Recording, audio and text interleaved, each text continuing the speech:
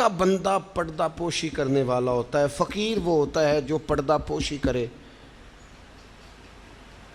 میں آپ کو بتاؤں، نجات کے لیے یہ سیاستہ کی حدیث ہے، ابن ماجہ میں موجود ہے، یہ نجات کے لیے اتنا بڑا سرمایہ ہے اور آسان نسخہ ہے کہ اخروی طور پر کامیابی، یعنی گناہ اور غلطیوں کے باوجود اللہ درگزر کر دے، کامیابی ہو جائے۔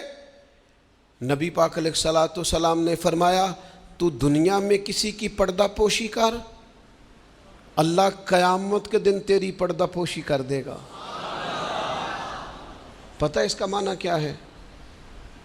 عیب کھولے بغیر ہی رب قیامت میں معافی عطا کر دے گا۔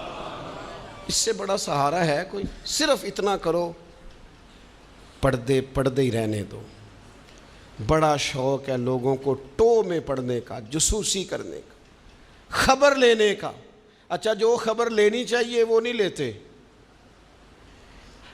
محلے میں کس کی حرکتیں غلط ہیں وہ سب کو پتہ ہے، لیکن بھوکا کون ہے، بل کس کا آیا ہے اور پریشان ہے یہ نہیں پتہ، کس کے بچے کی اسکول کی فیس نہیں گئی یہ نہیں پتہ، باقی غلط کون ہے معاذ اللہ سارا پتہ رکھتے۔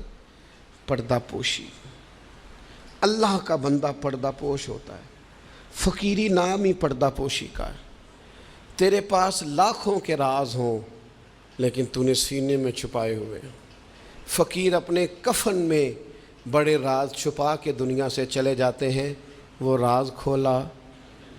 فقر کا بہت بڑا درجہ یہ ہے کہ تیرا دل پردہ پوشی والا ہو، اور اگر تو پردے کھولے،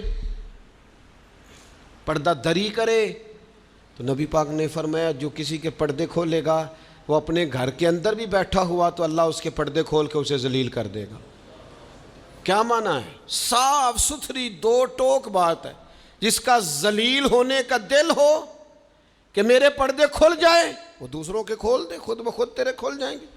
لیکن دوسروں کے بچوں کی باتیں چسکے لے کے کرنا اور پھر کہنا میرے بچے بدنام نہ ہوں، دوسروں کے گھر کی باتیں منہ کھول کے کرنا اور پھر خیال کرنا کہ تیرے بچوں کی کوئی بات نہیں کرے گا۔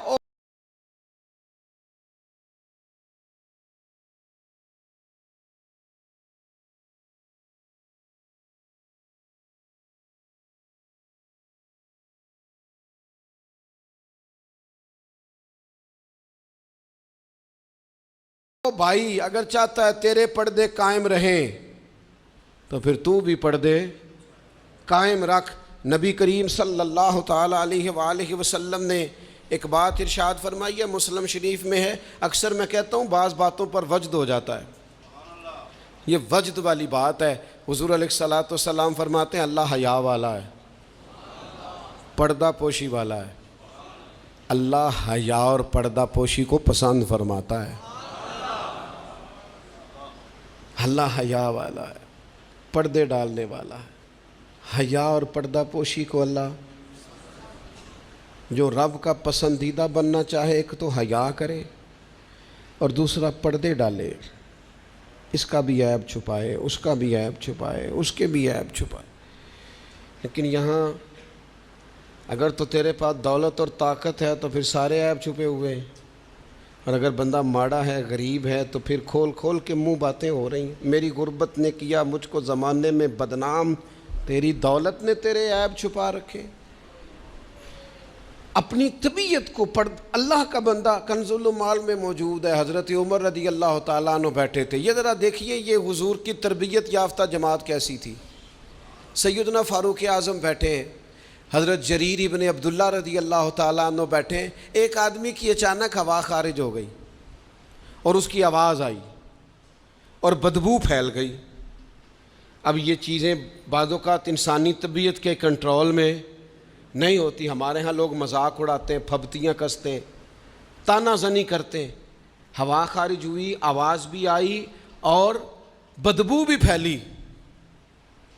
تو حضرت جریر ابن عبداللہ فٹافٹ اٹھ کے کھڑے ہوئے، حضرت عمر سے عرض کرنے لگے حضور ہم سارے جا کے وضو نہ کر آئیں، ایک آدمی کی ہوا خارج ہوئی ہے، وضو ایک کا ٹوٹا ہے۔ حضرت جریر فٹافٹ اٹھ گئے کہ کہیں کسی ایک کی طرف لوگوں کا اشارہ نہ ہو جائے، وہ بندہ شرمندہ ہوگا، پردہ کھلے گا۔ یہ تربیت ہے رسول اللہ کے صحابہ کی۔ اٹھ کے کھڑے ہو کے عرض کی حضور امیر المومنین چونکہ آپ اس وقت ہمارے اجازت دیں، سارے وضو نہ کر آئے۔ تو وہ بھی تو حضرت عمر تھے نا، فرمانے لگے تو اسلام قبول کرنے سے پہلے بھی سردار تھا قبیلے کا، جریر تو آج بھی سردار ہی ہے۔ تیری باتیں سرداروں والی ہیں، تیری باتیں ذرا بڑی بڑی ہیں، تیرا دل ذرا بڑا ہے، تو نے جو بات کی ہے وہ بڑے لوگ کیا کرتے ہیں، پردہ پوشی بڑے لوگ کرتے ہیں، کسی کو شرمندگی سے بڑے لوگ بچاتے ہیں، کسی شخص کا گردن نہ جھکے یہ بڑے لوگوں کا کام ہے، بڑے لوگوں کا۔ وہ گردنیں جھکا کے راضی نہیں ہوتے، وہ کسی کو عزت دے کے راضی ہوتے ہیں۔ تو بڑا آدمی ہے لہذا تو نے بڑی بات ہی کر دی ہے۔